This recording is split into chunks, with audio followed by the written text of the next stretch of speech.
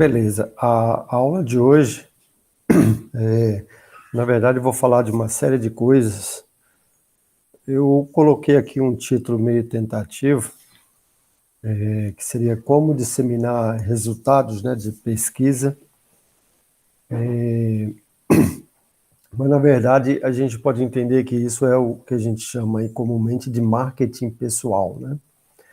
Marketing pessoal é fazer propaganda daquilo que você faz.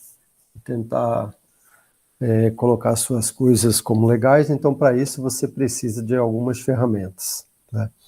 Mas a pessoa que pensa por esse lado, eu não sei se ela consegue progredir corretamente, né? Então o certo é você pensar que aquilo que você fez você está passando para os outros. Se você pensar dessa maneira, eu acho que a coisa flui mais naturalmente, sem você se preocupar com a questão aí do marketing pessoal, né? Sem se preocupar com a vaidade, tá? Depois a gente vê também um pouquinho de LaTeX. Eu acho que todo mundo já conhece essa ferramenta de edição de textos, né? Principalmente de textos científicos. É uma das mais utilizadas para isso. E um pouquinho sobre processos de revisão. Revisão de artigos, em eventos, em conferências, né? Revisão em geral, tá? Então, assim, para disseminar a pesquisa, existem várias, são várias mesmo. Eu listo aqui pelo menos uma, duas, três, quatro, cinco, seis ferramentas para isso, né? E, assim, tem mais. Tem outras aí que eu não listei aqui. Mas a primeira coisa que se deve fazer quando você quer trabalhar com pesquisa, se você acha que pesquisa é o seu objetivo de vida mesmo, né, é você abrir o que a gente chama de Open Research and Contributor ID. Eu vou mostrar aqui o que é o OrcID. Basicamente, se você entra lá em orcid.org, você tem aí o que a gente chama de identificador do pesquisador. Isso aqui você abre uma vez só, é pro resto da vida, né? Então, nada mais é isso aqui do que um identificador que todo pesquisador que se preza, todo pesquisador que quer colaborar realmente, né, com a comunidade, ele vai lá e se cadastra, faz um registro, e a partir daí esse OrcID ele vai servir para uma série de coisas, tá? Ele serve não só para localizar você de forma fácil, de forma rápida, pelas bases de dados. As bases de dados se utilizam muito do OrcID, como também para você colocar suas coisas lá, né? Nessas ferramentas todas. Então ele é o identificador básico, como se fosse o seu CPF aí da pesquisa, né? Tá? Então depois vocês entrem aí no OrcID. Quem não tem ainda, não sei se Herbert tem o OrcID já, Herbert, ou não. Não, ainda não. Certo, faz seu cadastro lá depois, tá certo? Ele vai te dar um número bem grandão. Então, por exemplo, depois que você se cadastrar, deverá aparecer algo como...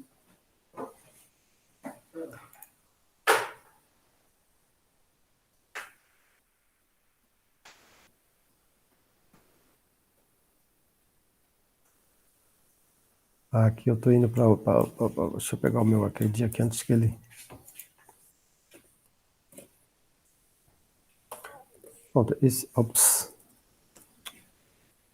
Volte. Eu queria só pegar o meu número do OrcID para já entrar lá para... Até aqui eu consigo ele. É um número bem grandinho.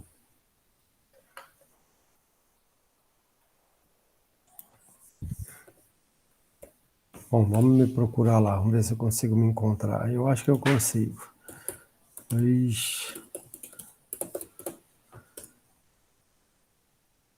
Aqui já tenho.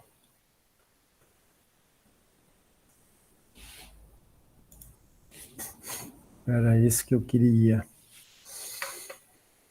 Bom, tá vendo esse número aqui, né? Esse aqui é o número do ORCID.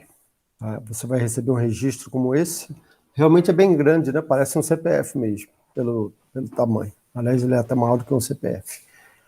Então, assim, ele permite você inserir lá uma série de coisas também depois que você se registra, como, por exemplo, seu emprego, onde é que você estudou, né? Qualificações. Obviamente o meu não está completo, está faltando muitas coisas, mas o básico está lá. O que você teve de méritos, né, de distinções, posições convidadas, cargos, não sei o quê, né? O que você faz de contribuição para ter umas associações aí da área de pesquisa, por exemplo, a I3E é uma delas, né? Que a gente faz parte, tem a Sociedade Brasileira de Computação também, que não está aqui, eu poderia colocar, né? Financiamentos que a gente recebe, pode colocar aqui também, né, para ficar visível. E aí vem o mais importante, que são os trabalhos, né? Os seus trabalhos todos que você tem durante sua vida acadêmica, você pode colocar aqui. Então, aqui a gente vê por exemplo, que foi um dos últimos que a gente teve aí esse ano. É um journal, é um artigo de journal, né? Isso aqui ele automaticamente coloca. Uma vez que você tem o WorkID e a publicação saiu, primeiros você até se preocupa, mas a partir do momento que você está identificado, você submete um artigo, na submissão você coloca lá o ORCID seu. Todos os journals, a maioria dos journals hoje em dia está pedindo o ORCID, né? Uma vez que você colocou, assim que é publicado, a Publisher House, né, que publicou o seu artigo, ela avisa o ORCID, aí o ORCID coloca automaticamente aqui. Né? Não só coloca aqui, como manda também para as outras bases. Então, por isso que é importante esse ORCID, para que você tenha os seus artigos aí disseminados, né? Ou aquilo que você fez disseminado para o mundo. Tá? Deixa eu procurar um outro aqui, para não fazer propaganda pessoal minha, né? Vamos ver esse professor Luiz Afonso, que é um dos pesquisadores nossos aqui do PPGEC. Tá ele aqui, ó, Luiz Afonso Guedes. Bom, tá lá o ORCID dele, né? Já mostra aqui logo de cara o númerozão, certo? Eu vou até falar com ele se tiver. Não, tá, o dele tá bonitinho também. Onde é que ele trabalha, onde é que ele fez doutorado, quais são os trabalhos que ele tem, né? Lá dentro do ORCID, registrados. O último aqui é de 2001, então tá atualizado, né? Tá em dia aqui o ORCID dele, tá?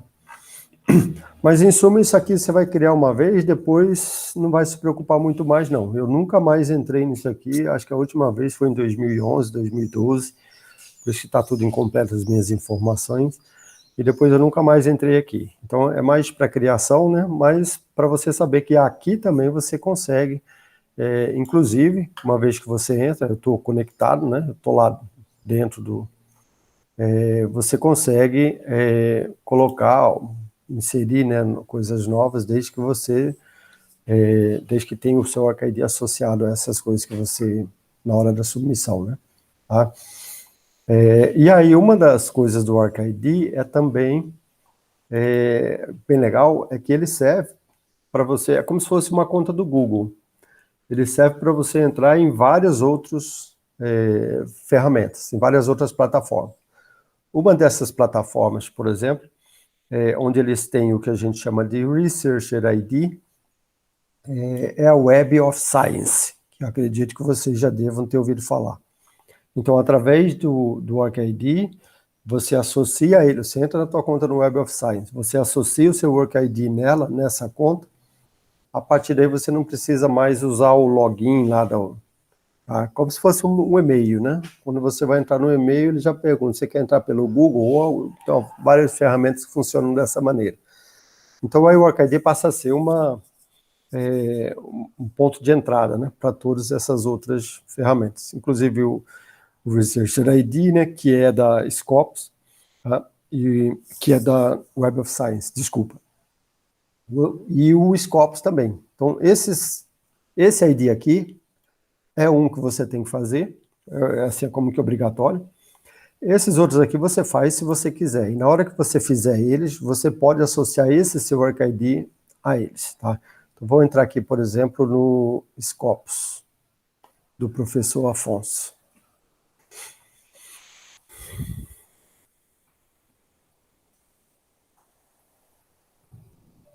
Ó, tá vendo que tá aqui o Work ID dele, né? Já está identificado ele aqui, que ele tem um Work ID, ele associou o Work ID dele a esse profile dele aqui, tá? E aqui sim, esse aqui também é uma base, certo? É uma base de pesquisadores, onde você, uma vez que você tem um Work ID, que você veio aqui, fez o seu cadastro, quer dizer, você nem precisa fazer cadastro aqui na verdade. Quando você publicou um paper e que tem o seu Work ID, ou mesmo que não tenha o seu Work ID, que esse paper esteja num artigo que está na base deles, eles automaticamente, se você não tiver um Scopus ID, que é esse númerozinho aqui, ele vai criar para você. Tá? Ele cria para você e já deixa lá isso temporariamente. Obviamente, se você entra lá algum dia, opa, esse cara aqui sou eu, aí você tem como fazer algumas mudanças. Então, eu, por exemplo, já tenho lá a gente chama de dashboard, né? Uma coisa para o meu trabalho, e lá eu já alterei esse inicial. Inclusive, de vez em quando, o que acontece comigo, meu nome é muito grande, é Garcia Gonçalves. Gonçalves com C cedilha. Agora, existe Gonçalves com S, tem Goncalves, porque antigamente não tinha C cedilha nas plataformas mundiais, né? Então eu colocava Goncalves. Então eu acabo tendo artigos ou trabalhos que são publicados com nomes diferentes. Né? Então aí quando ele encontra um nome diferente, ele sabe, ele não é o Luiz Mar Garcia Gonçalves, esse aqui. Ele vai pensar que é o outro, automaticamente ele cria lá um outro Scopus ID e já associa aquela publicação lá. Se ele encontrar, se você publicar mais alguma coisa com aquele nome, ele vai juntar essas publicações. Então o que tem que fazer de vez em quando é dar uma olhada aqui para ver se você não está com dois Scopus ID. Ele cria mais um, né? Ao invés de ele não consegue entender que você é aquele outra pessoa. E para evitar problemas também. E aí, mas você pode, na hora que você entra, se você vê que tem mais de um Scopus ID, você pode pedir para fazer o mesh. Tá? A única coisa que você pode pedir para alterar é isso, é pedir para fazer o mesh. Aqui você não pode, você não tem como inserir suas publicações. Eles só inserem publicações que estão na base deles. Que, claro, foram indexadas aí também, né, pelo OrcID. Tem no OrcID? Tem. Tá em journal importante? Tá. Então, com isso eles associam aqui no Scopus. O Scopus é uma das ferramentas mais poderosas aí para está sendo utilizado agora para CAPES, pela CAPES, né? Na avaliação dos programas de pós-graduação. Então existe essa ferramentazinha aqui chamada SCIVAL. Eu não tenho acesso a ela. O acesso a essa ferramenta aqui acho que é da ordem de R$200 mil, né? Mas a CAPES tem. Então, a CAPES utiliza essa ferramenta para fazer essa análise. Essa ferramenta tem uma série de outras coisinhas que facilitam você avaliar programas, avaliar pessoas, avaliar instituições. Então, é como se fosse uma ferramenta de avaliação. Tá? É para isso que serve esse SCIVAL. E aí, assim, a base de tudo isso, vocês viram que saiu lá do OrcID, né? O OrcID é só um identificador. A partir do OrcID, se você publicou, e eles já vão criar esse aqui automaticamente, você só tem que ir lá e alterar, né, as coisas. Por exemplo, se o seu e-mail estiver errado, você vai lá no Private Center. Aí você consegue colocar, inclusive, outros e-mails, né? O e-mail institucional do FRN, por exemplo, eu acredito que eu tenha ele lá. Vou lá em Account Settings. Aí ele pede para entrar, né? Aqui, aí agora sim ele pede para você confirmar que é você mesmo. Vamos ver se ele vai deixar eu entrar. Deixou. Então lá eu consigo alterar meu e-mail, né? Tem o institucional lá da UFRN também. Informações da sua conta aí, o que você é, o que você fez. qual a sua área, né, de atuação, qual a organização que você trabalha, né, endereço da organização, inclusive incluindo o número de telefone, que você pode alterar também, né? Tá? Então, feito isso, subscribe, pronto. As únicas coisas que você consegue mexer aqui, basicamente é isso. As coisas de publicação você não consegue inserir, né? Mas você consegue pedir para eles. Se você quiser inserir e achar que está errado, você tem que entrar em contato com eles. Existe uma ferramentazinha para isso na página principal, que você avisa, olha, isso aqui não é meu, isso aqui alguém colocou para mim, está errado, ou isso, eu queria que colocasse esse artigo, esse, não sei o quê. Aí eles vão dizer, olha, isso aqui eu não posso colocar porque você esse artigo não está na nossa base, ou nós vamos colocar esse artigo, está na nossa base, só coloca a coisa que esteja na base deles, claro. Tá? Então, é para isso que serve esse Scopus ID, ou a base, né, do Scopus, tá? Em se tratando de disseminação. Então, é legal que vocês tenham o Scopus. Hoje em dia, ele é a ferramenta número 1 que está sendo utilizada. Apesar de que existe uma outra ferramenta que eu considero melhor em termos de qualidade. As publicações que estão nelas têm a qualidade, aqui tem um pouco mais de publicações, mas a qualidade não é tão boa quanto a qualidade das publicações que estão no Web of Science. Então, quando você ouvir falar Web of Science, é o top, né? Depois seria o Scopus. A CAPES está usando o Scopus hoje em dia para avaliar os programas. Tá? Já que eu falei no Web of Science, existe lá o ID para ele também, se vocês se lembram, a gente chamou de Researcher ID, né? Vocês têm que entrar lá também, nessa página aqui, criar o seu Researcher ID, a partir daí ele vai associar esse Researcher ID deles com a base de dados deles é chamada de Publons, quer dizer, é lá que você manipula. Aqui sim você consegue inserir publicações, esse aqui é mais liberar um pouquinho. Claro, se as publicações não estiverem lá na base de dados, ele não vai considerar. Então, por exemplo, esse professor aqui, ó, apesar de eu ter muito mais do que 123 publicações, se eu vier aqui em publicações, eu consigo ver quais são as minhas publicações que estão lá no Web of Science. Vamos pegar o professor Luiz Afonso, que é o nosso exemplo aqui, né? Guedes. É isso? Luiz Afonso Guedes, já apareceu ele aqui, ó.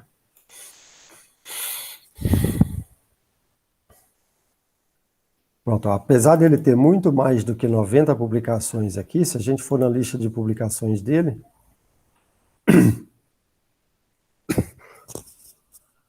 lá embaixo tem como aumentar, ele tem...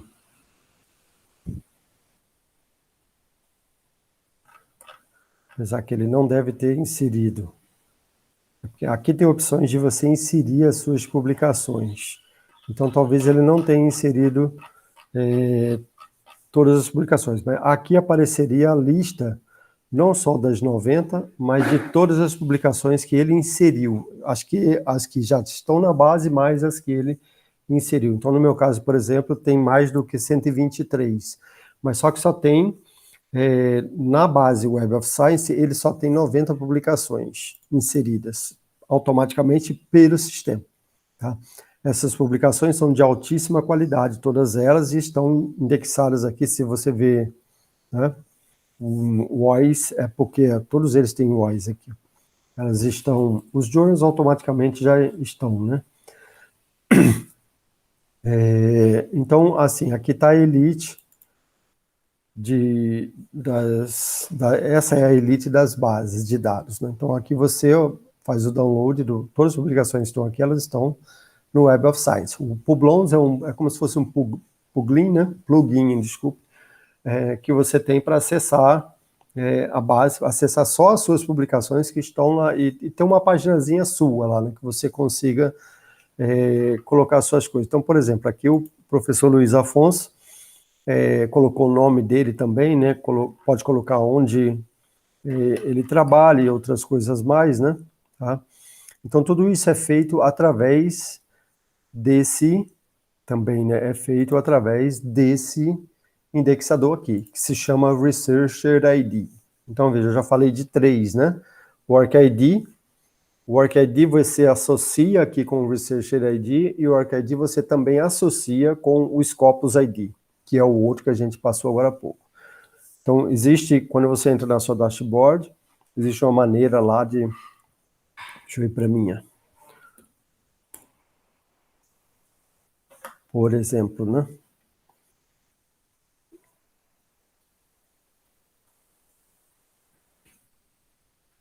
Existe uma maneira de você associar, eu acho que é aqui em Profile.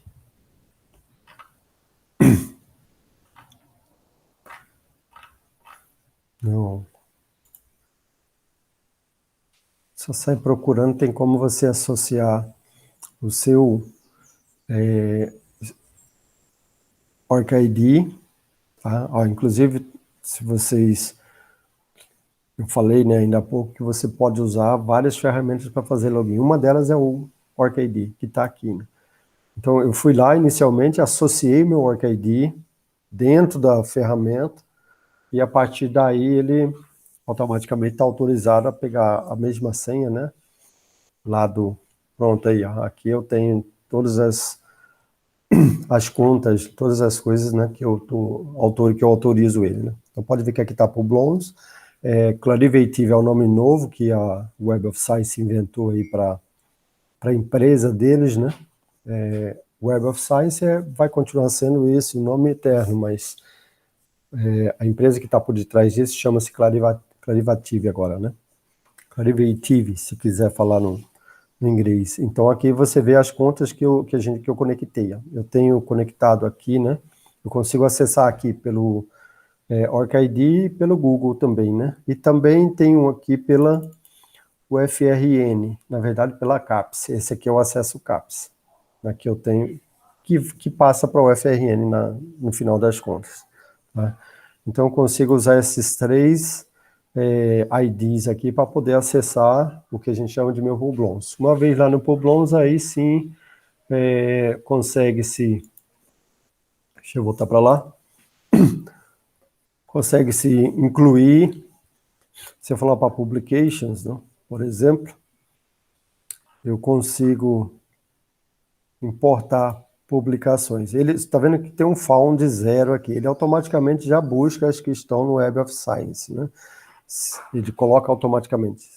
Se ele não encontrar nada e você quiser mesmo assim colocar a sua publicação, você pode colocar ela, por exemplo, usando o DOI, né, da tua publicação. O DOI é como se fosse um indexador para publicação, né, que toda journal, toda conferência que se preza, ela, é importante que tenha um DOI, né? O DOI é o identificador do seu artigo. Então, toda vez que você entra com doi.org e o identificador do seu artigo, lá, por exemplo, esse aqui, ó, 10. Isso aqui é o identificador, né? 10.1007 esse aqui é o identificador desse artigo nosso que a gente teve. Né? Aí vê que esse artigo já está lá no DOI. Então o DOI é para artigo. O OrcID, né? Que é esse aqui, é a mesma coisa, só que é para pesquisadores, né? Para pessoas. Como cada pessoa tem vários artigos, então você vai ter um DOI separado aí para cada um dos seus artigos que você publicar. Ok? Tá aqui, o Journal of Intelligent Robotic System, ele cria esse DOI, ele pega já o meu OrcID, e aí ele já manda para a Web of Science, olha, esse cara aqui publicou esse artigo aqui com a gente, então indexa ele aí. Automaticamente, a Web of Science vai jogar esse artigo aqui no meu pool de publicações. Né? Mesmo assim, se você tiver um artigo que não tem DOI, por exemplo, e você quiser inserir ele, deixa eu ver se tem algum que eu me lembro. Playing with Robots. Show? Não, não é show. Bom, mas aí, nesse caso, se eu tiver uma URL para esse artigo, onde tem o PDF dele, por exemplo, eu posso inserir o URL aqui. Tá? Então, mesmo que o artigo não tenha DOI, mesmo que o artigo não seja de top, não esteja indexado aqui na Web of Science, né, o periódico que você está, ou o evento que você está publicando esse artigo, você consegue inserir ele mesmo assim. Essa é uma das vantagens dessa ferramenta aqui, Publons. E além do que, essa ferramenta ela é, assim, de longe aí fora, não no Brasil. Né? Então, no Brasil, como eu disse, o Scopus está muito na moda agora. É o mais utilizado. Tá? Na verdade, os padrões de exigência da Scopus é menor um pouquinho. Já vou explicar isso já para vocês, do que o Web of Science, né? Mas se vocês, essa página aqui, ela assim, é mandatória, vocês fazerem ela também, seria a segunda página, que vocês teriam que entrar aí e colocar os dados de vocês, e as publicações de vocês vão começar a aparecer nessa página. Tá? Por que isso aqui é legal? Porque uma pessoa pode chegar aqui é onde a gente faz a busca, né? É onde eu faço as buscas quando eu quero encontrar. Aí tem várias maneiras de você fazer busca, né? Aqui no caso eu escolhi por publicação, então é um journal, né? O título da publicação que eu estou escolhendo. Então, se eu souber o título e venho aqui, eu consigo encontrar. Eu coloquei aquela uma.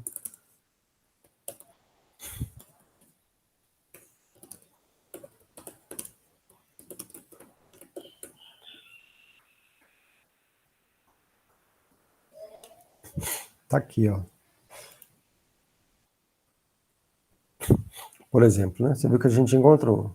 Entrei com o nome da publicação e a gente encontrou essa publicação lá de 2004, ó. Como é que ela veio na minha cabeça agora, eu não sei, mas veio, né? Agora, se você quiser encontrar também pesquisadores aqui, isso às vezes é importante quando você for, por exemplo, avaliar um pesquisador, foi o que eu fiz com o professor Luiz Afonso ainda há pouco, né?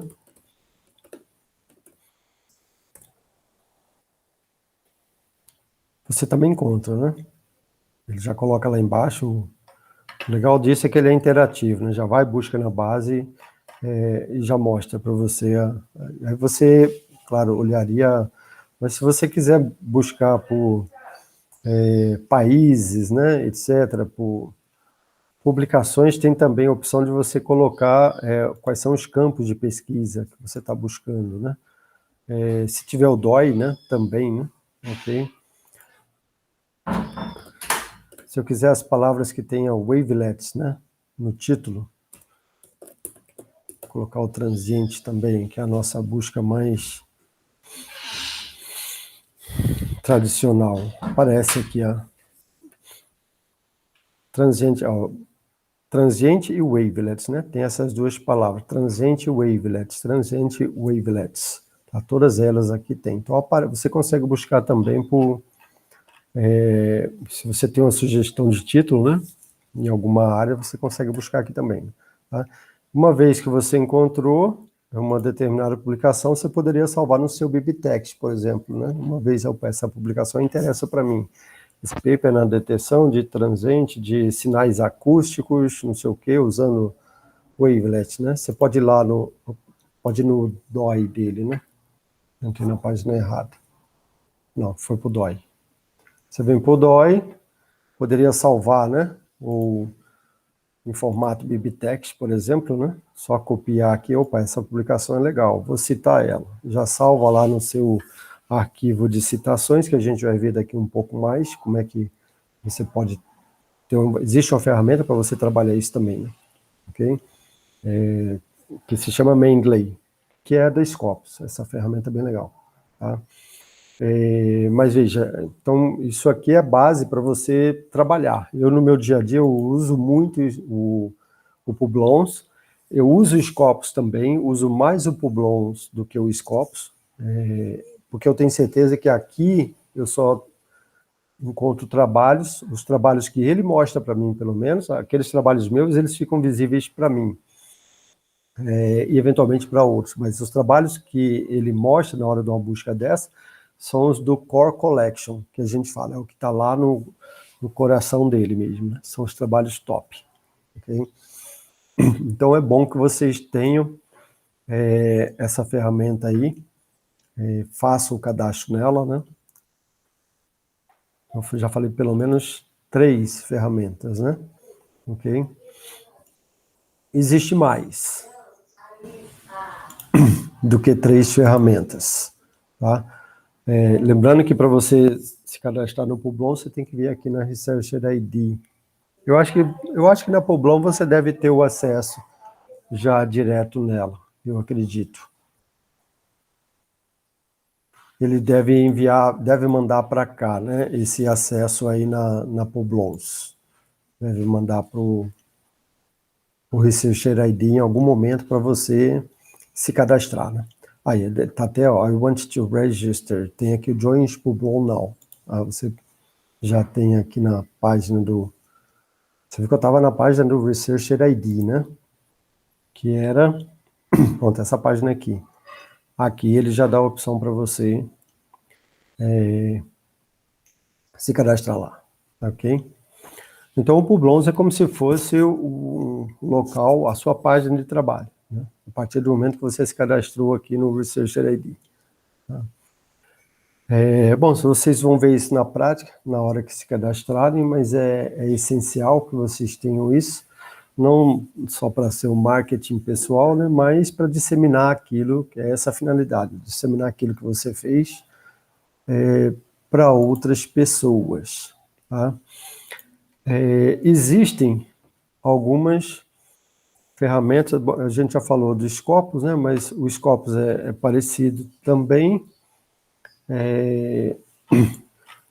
e o Scopus, ele está sendo utilizado atualmente pela CAPES para avaliação dos programas, e a CAPES, inclusive, pede que os pesquisadores dos programas de pós-graduação associem, né, o OrcID. Através da associação do OrcID na ferramenta da CAPES, ela vai conseguir acessar esse eval aqui para poder avaliar os programas de pós. Então, todos os nossos professores receberam agora uma notificação para que quem não tinha ainda esses cadastros todos e quem ainda não tinha associado o OrcID na CAPES para fazer essa associação. Então, o próprio sistema da CAPES, que o pessoal chama de Sucupira, né, ele já tem também essa opção de se associar com o OrcID. Então, vejo que o OrcID é a base para todos, né? Ele é como se fosse, não sei, tem gente que tem aí, é como se fosse o número de celular, né? Não vai pelo celular. Tem alguns que preferem fazer, ó. Tá? Então, OrcID, Researcher ID, Scopus ID. Quando você autoriza uma dessas ferramentas, automaticamente já vai aparecer aqui, no OrcID já vai aparecer os IDs, os outros IDs que você eventualmente tenha, né? Em algum lugar apareceria também, deixa eu ver aqui em configurações da conta.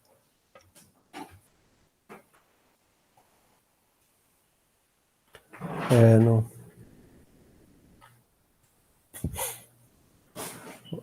Sim, aqui você consegue colocar outras coisas também. Então tem, por exemplo, o Archive.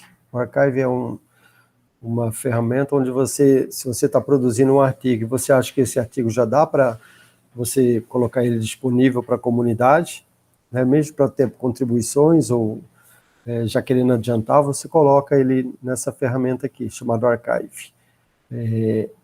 Ela é disse que é protegida, porém tem alguns journals que não aceitam. Se você já colocou, a partir do momento que você coloca o seu artigo aqui, ele fica público mundialmente, né? E aí tem editoras que falam, não, eu não quero, esse artigo tem que ser publicado no meu journal. Você não, se você publicou ele antes, a gente não aceita, tá? Então tem que tomar cuidado com isso. Tem algumas que aceitam, a Springer, por exemplo, aceita, mas tem alguns journals da Springer que não, né? Mas na maioria dos journals, a política deles é de aceitação. Agora, se o editor do journal falou, não, eu não quero. Se você já publicou isso aqui antes, como é que vai publicar agora, né? Tá? Mesmo para contagem de citações, aí fica dividido. Tem muita gente que já cita os artigos aqui na Archive, que não é correto citar, mas às vezes cita, né? Porque eles sabem, né? Esse artigo vai ser publicado em algum momento. Tá? Pode ver que eu coloquei aqui algumas outras que eu tenho, como, por exemplo, a ACM, né? Como organizações confiáveis. Aí. Aqui está o da CAPES, né? Também. A gente já colocou o OrcID lá, né, associado ao sistema da CAPES. Tá? Tá aqui a Clarivative também, que é um outro, até o CNPq também já tem aqui. Então, todas essas coisas aqui, eu posso acessá-las todas através do OrcID. Basta eu clicar naquele botãozinho de OrcID que eu já tenho acesso. Aqui está o Scopus, né? Também. Tem. Então, assim, isso é bem legal. Você não tem tanto trabalho. Pô, qual é a minha senha do OrcID? Qual é a minha senha do não sei o quê? Não, com uma senha única, você consegue gerenciar, entrar em todos eles. Então, quais são os essenciais? Esses 3. E aí você tem outros também, né? Como, por exemplo, o Google Scholar. O Google Scholar também todo mundo tem, né? O seu Google Scholar, né? Onde você pode fazer buscas também, né? Lá, tá? Você tem, da mesma maneira que você tem nos outros, aqui você tem também as suas publicações, ele é mais, né, para publicações mesmo, né? Aqui a gente tem o Google Escola da Amy. A Amy é uma professora da Universidade de Califórnia e ela é uma das trustees da RoboCup, competição mundial de robôs aí, né? Aí tem aqui o índice H, o número de citações dela. Índice H é o número de citações que você... o número de artigos que você tem com H citações. Então, por exemplo, o professor... Aí isso aqui é diferente de uma para outra, tá? Então, por exemplo, aqui no Google Scholar, a gente vai ver que a M, né, ela tem 1.423 citações, com o índice H de 16. Se eu buscá-la aqui no Scopus, ela provavelmente vai ter um pouco menos. Gush, né? M.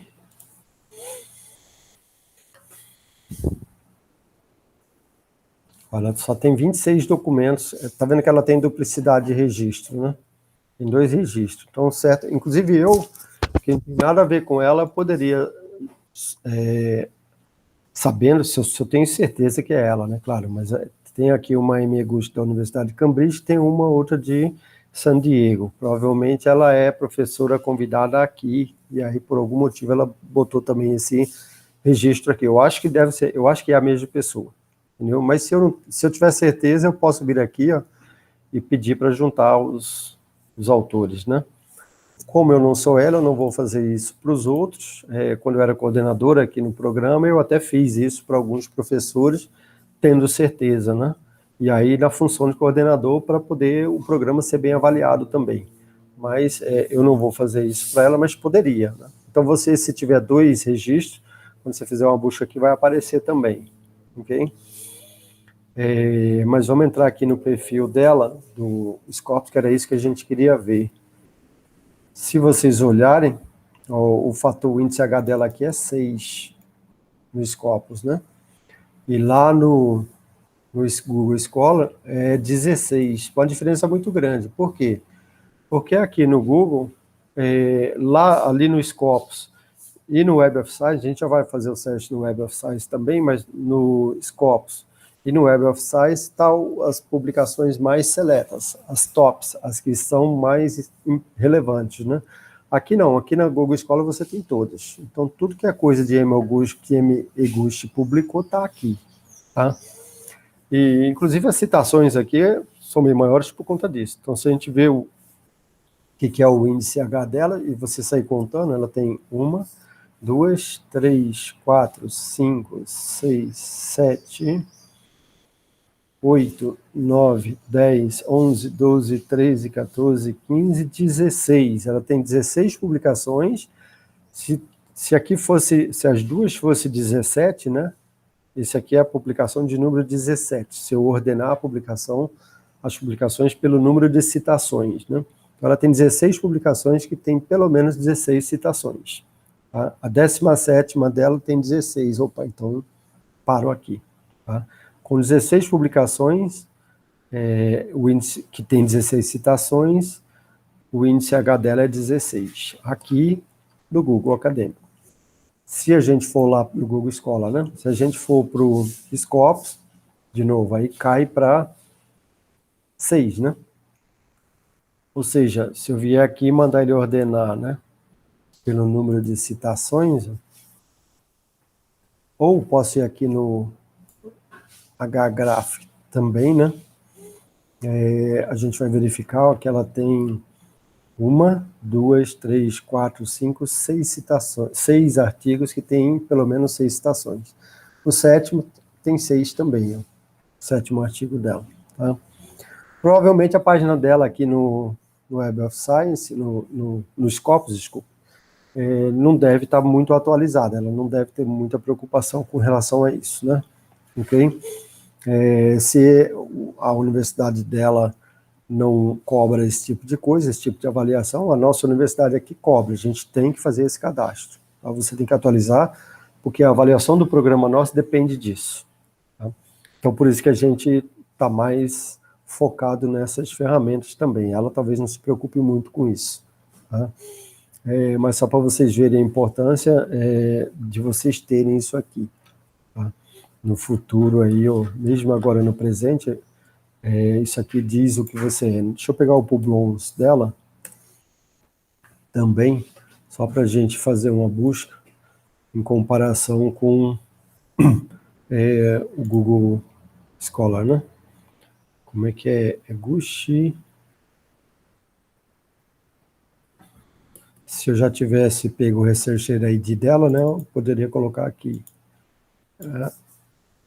Acho que se eu entrar assim, ele vai buscar. Ah, já achou ela aqui. Aliás, ela tem 2 registros aqui. Vou pegar esse. Espero que seja o mesmo. Não, esse aqui só tem... Não tem nada, na verdade, né?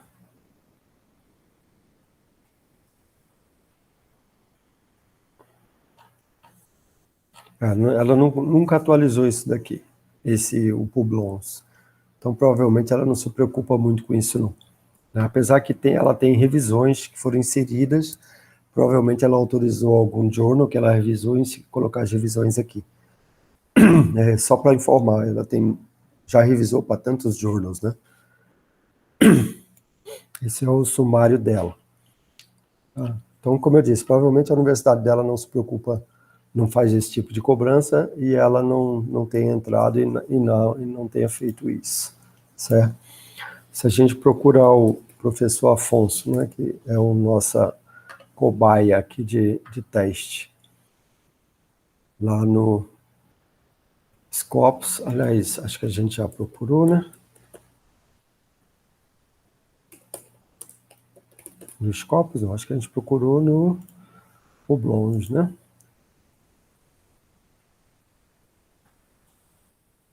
Então, tá ele aqui. A gente viu que ele só tinha um registro, né? Então ele já, se ele tivesse mais que um, já deve ter feito o merge desses registros. Então aparece 101 documentos aqui, com 1.230 citações. fator H dele é 18, de fato ele é atualmente o melhor, o professor mais citado aí da nossa pós-graduação, né? Então aqui ele tem 18 citações com 18 artigos, desculpa, com 19 citações. O 19º artigo tem 18. Então, assim que esse artigo tiver, se um desses dois artigos aqui tiver mais uma citação, ele passa aí para fator H19. Então, ele já está, provavelmente, ver o ano desses artigos também, né? Mas provavelmente bem rápido aí ele vai atingir o fator H19, né? Isso é benéfico para o programa de pós, leva em consideração isso, como eu disse, lá naquela ferramenta do ECIVAL para fazer a avaliação do programa, né? Tá? E assim, a pessoa que entra aqui também vai, pô, um cara legal para mim, talvez seguir as publicações dele, se for na minha área, né? Na área, eu sei que ele trabalha na área de automação industrial, né? Mas se fosse na área de visão computacional, eu já, quando esse cara publicar alguma coisa, eu quero saber o que ele publicou, né? Porque ele trabalha muito bem, ele é bom, então provavelmente se eu tiver alguma publicação baseada no que ele faz também, né, provavelmente eu vou conseguir alguma coisa, né? Então, assim, serve para guiar você também, né? Inclusive ele mostra outras coisas aqui, né? Se você vier aqui depois olhar, quais são as fontes, né, onde é que ele publicou, o tipo de publicação, qual é as palavras-chave aí da publicação, né, por ano, né? Por ano está aqui também, né? Assim, aqui o número de citações, aqui ele tem anualmente, né? Tá? Ele teve um ápice lá em 2018, parece que ele deu uma caidinha agora, 2019, 2020, né? 2021 ainda não acabou, então esse ano aqui ainda tem que aguardar para saber como é que vai ser isso, né? Mas aí aparece também os coautores mais citados, que tem mais publicações. Então, tem bastante publicação com o professor Francisco Vaz, que, se não me engano, é de Portugal, esse professor.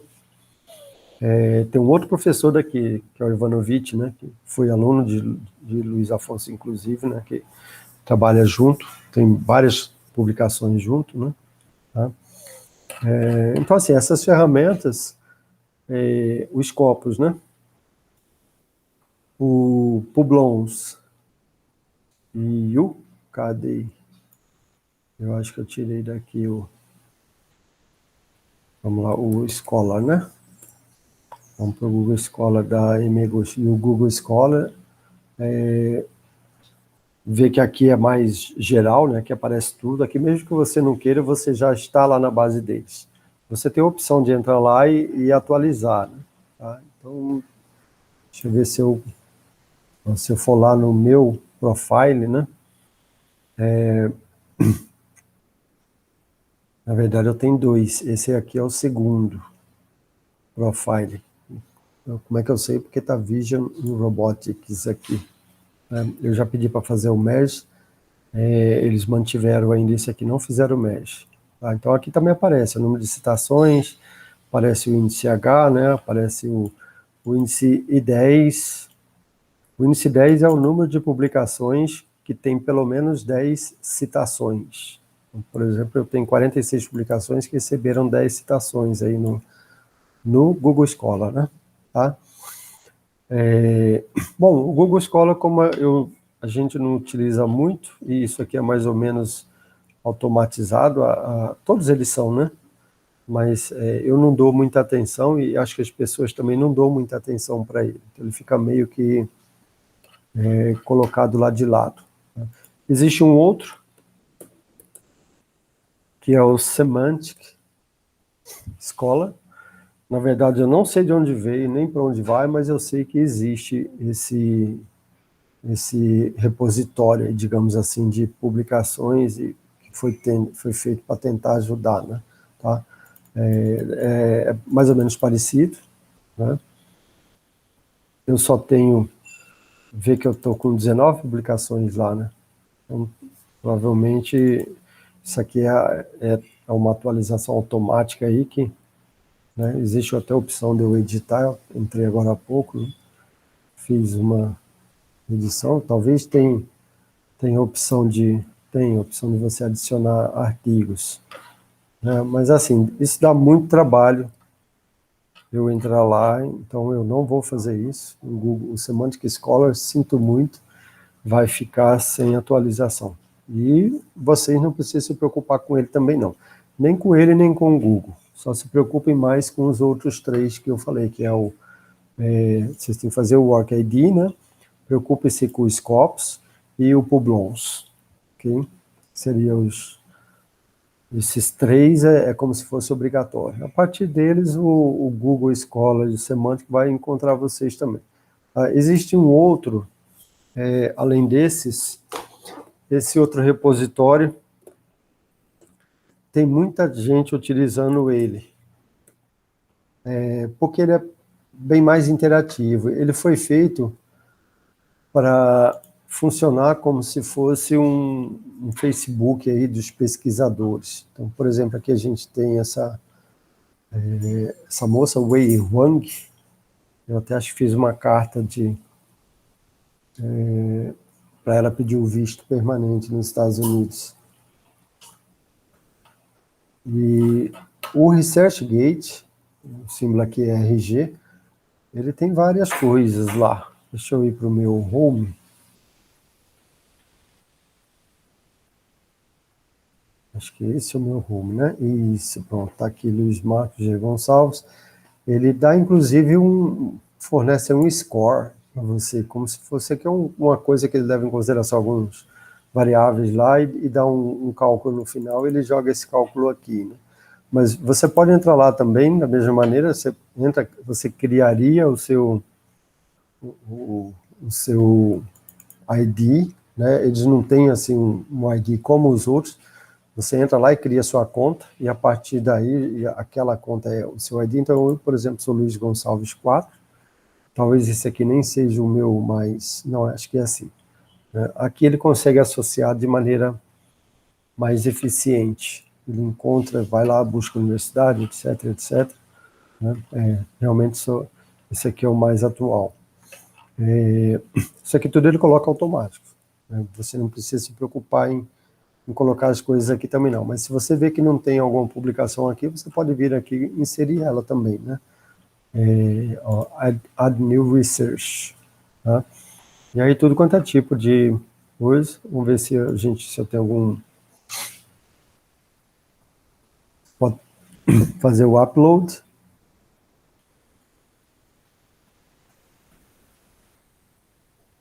Tem uma maneira mais completa de inserir, colocar o DOI, né? Que é a mais usual, eu acho.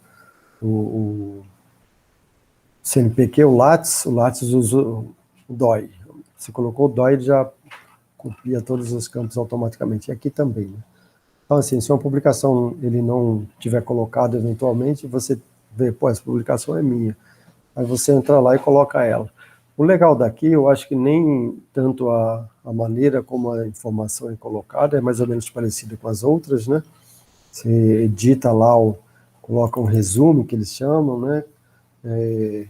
E outros dados mais, o que você...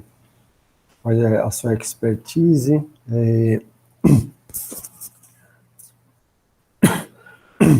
quais são... Isso aqui tudo é automático, né? Isso aqui também é automático, ele pega a partir de dados que ele tem internamente, dos outros pesquisadores e das publicações, né? O número de itens, né? Você, então, pode alterar isso manualmente. Se tem algum que ele não tenha, você pode inserir, né? Aqui é um pouquinho mais aberto do que as outras ferramentas.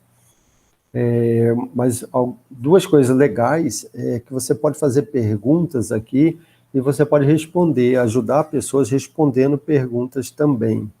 Então, por exemplo, uma pergunta que a gente fez lá no passado sobre robótica educacional. A gente queria saber por que o pessoal falou em robótica educacional era falar em competição de robôs. E robótica educacional não é só isso. Isso também entra, mas isso aí é uma pequena parte. A robótica educacional em si, ela é mais utilizada, deveria ser mais utilizada pelo menos para você levar a educação para o público que você está pretendendo, né? Seja ele do ensino básico, do ensino fundamental, lá, né? 1 e 2 do básico, do ensino médio ou do ensino superior. Nesses 3 níveis você consegue aplicar ela. E você consegue utilizar ela muito mais do que ensinar robótica, você ensina as outras disciplinas, porque aí a robótica se torna um meio lúdico de você ensinar essa disciplina. Então eu coloquei essa pergunta lá só para suscitar assim uma discussão no início. Então o que foi legal assim, que a gente teve várias respostas, né? A partir daqui eu consegui enxugar algumas coisas dessas minha pergunta que a gente fez lá no passado. Ver que tem várias respostas aqui, né, que as pessoas colocaram. Né? Inclusive, um dos colegas nossos trabalha nessa linha lá de Portugal, Luiz Almeida, né, a gente suscitou uma discussão bem legal com ele, e tem outras pessoas do Brasil também. Então, eu sei que no final a gente conseguiu tirar algo daqui para colocar num artigo que a gente estava precisando na época. Né? Isso aqui foi em 2019, 2018, por aí que a gente fez essa pergunta. Então, isso é uma coisa legal dele. Outra coisa é que aqui você não... alguns artigos, quando você publica, eles não se tornam públicos. A editora, né, tem o direito autoral e ela cobra o artigo. Então, quando isso acontece, que você não pode disponibilizar o artigo, mesmo assim, para fins de pesquisa, você pode deixar a informação dele disponível e a pessoa entra em contato com você para pedir o artigo. Isso aqui, ao invés da pessoa estar procurando você na web, não sei o que, ela vem aqui, achou o seu artigo, ela já tem um botãozinho que, se ele não estiver disponível, ela já pode pedir para você, e você por aqui mesmo, você já pode deixar o seu artigo pré-pronto, ele fica protegido, não fica público, mas se alguém pedir, você aperta o botãozinho, é muito rápido para você passar o artigo. Então, provavelmente, essas mensagens aqui que eu tenho, né? Pronto, aqui é um que eu enviei, ó.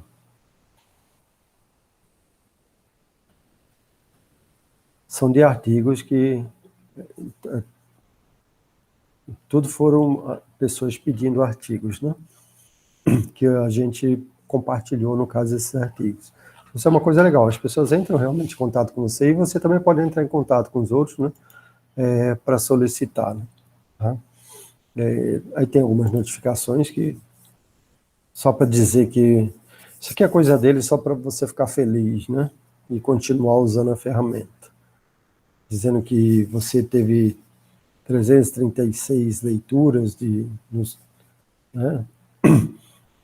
Dizendo que você que seu artigo teve uma nova citação, isso aqui é até legal, né, de você saber. Tá? E aí tem várias notificações. Então, veja, isso aqui é uma coisa mais apelativa, né, mais parecido com o Facebook da vida, que usa aí as coisas da vaidade, né, da pessoa, para poder... Eu lembro que eu fiz isso aqui uma vez, acho que em 2008, depois aí entrei lá em 2019 para fazer essas perguntas de robótica educacional, então nesse ponto ele é bem interessante, né? De você interagir, poder interagir aqui com outros pesquisadores. Você joga para todo mundo, responde quem quer, claro, né? Mas isso é bem legal. Você pode fazer busca também, né? Aqui, da mesma maneira. Então vamos ver a nossa wavelet lá, né? Wavelet transiente. O wavelet transiente, tá lá. Ele já mostra para mim todos os artigos, né? Que tem as duas palavras no título. Posso também fazer outros tipos de busca, né? Aqui.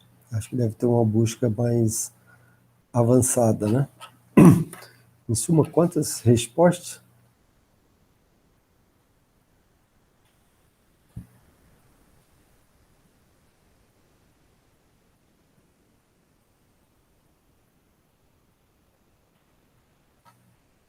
Bom, N respostas.